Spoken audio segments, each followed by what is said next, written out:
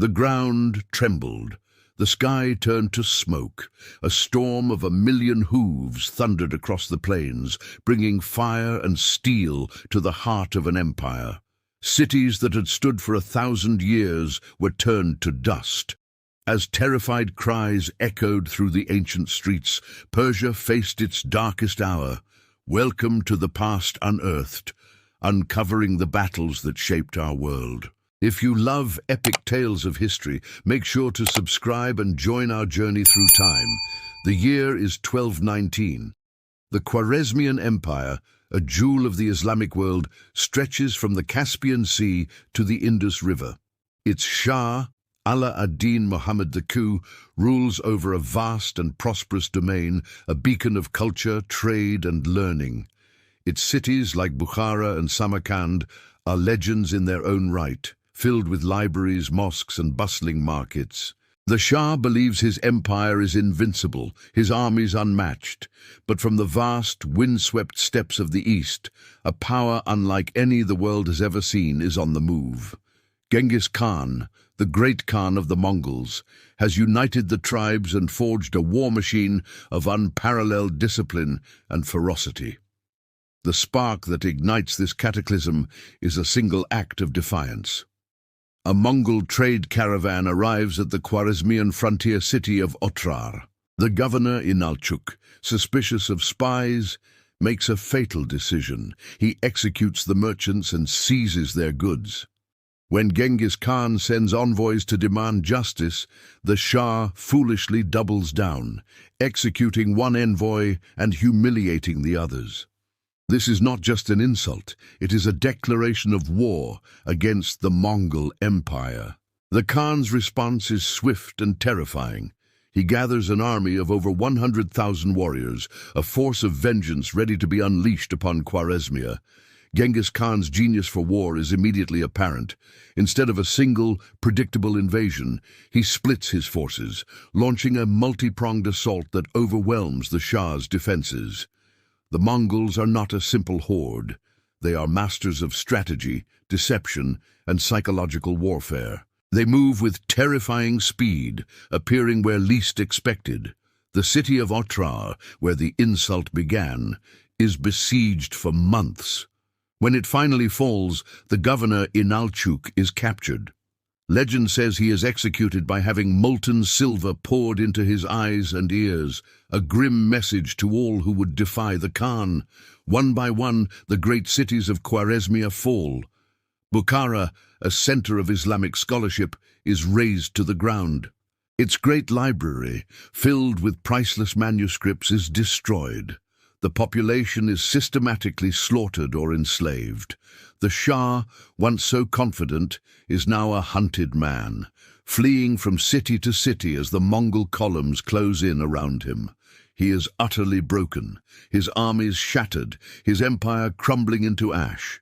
He eventually finds refuge on a small island in the Caspian Sea, where he dies in utter despair, a king without a kingdom.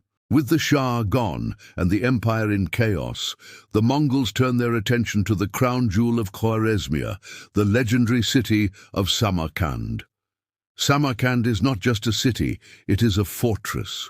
Its walls are massive, protected by deep moats, and defended by an army of over 50,000 men, including a contingent of elite Turkish cavalry and 20 war elephants. The people of Samarkand believe their city is impregnable. They have faced sieges before and have always endured, but they have never faced the Mongols. In March of 1220, the Mongol vanguard appears on the horizon. It is a sea of horsemen, their leather armor and iron helmets glinting in the sun. The defenders of Samarkand, confident in their numbers and their walls, sally forth to meet them. It is a trap.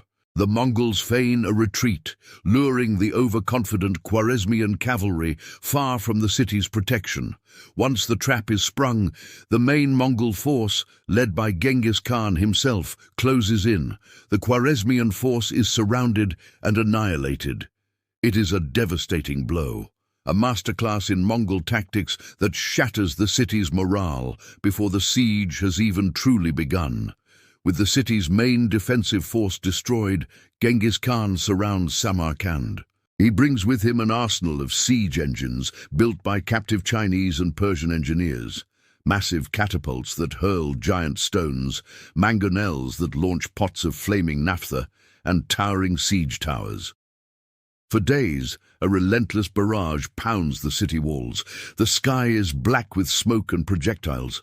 The air is filled with the crash of stone on stone, the roar of flames, and the constant, unnerving thunder of Mongol war drums. Inside the walls, panic and division take hold. The citizens, seeing the futility of resistance, want to surrender. The remaining soldiers and the clergy, however, advocate for a fight to the death. This internal conflict is the city's undoing.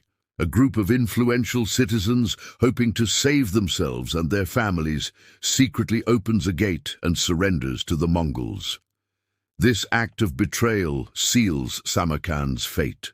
Mongol warriors pour into the city like a flood.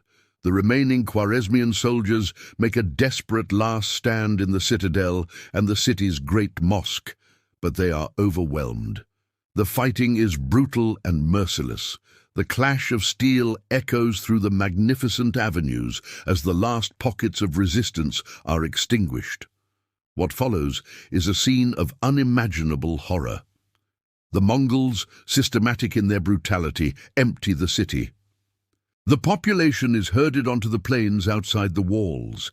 Artisans and craftsmen, whose skills are valuable to the Mongol war effort, are spared and sent east. A number of the city's wealthiest citizens are allowed to ransom their lives. The rest are condemned. The city that was once a vibrant hub of civilization is given over to plunder and destruction. Buildings are torched, monuments are toppled, and a wave of slaughter begins. The streets run red. The Mongols show no mercy, executing tens of thousands. The cries of the dying are carried on the wind. A final, tragic symphony for a fallen city. Samarkand, the pearl of the East, is reduced to a smouldering ruin, its great population almost entirely wiped out. The fall of Samarkand was not just the end of a city, it was the end of an era. It marked the complete and utter collapse of the Khwarezmian Empire and solidified the Mongols' reputation as an unstoppable force of nature.